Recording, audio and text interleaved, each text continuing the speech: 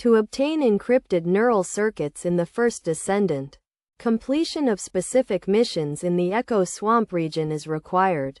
The necessary missions are clearly listed, and accessing this information can be done by visiting a research institute, typing in ENC to find encrypted materials, and then clicking on the encrypted neural circuit to view acquisition details.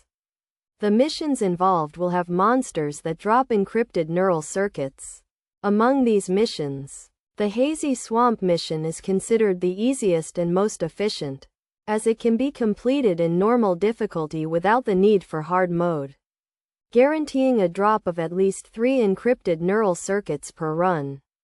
Additionally, defeating bosses within the mission can yield extra circuits.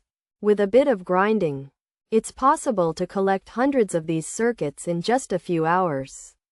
Focus should be placed on completing the easier and faster missions to maximize efficiency, as the Hazy Swamp mission is sufficient for obtaining the desired circuits without needing to tackle the more challenging ones.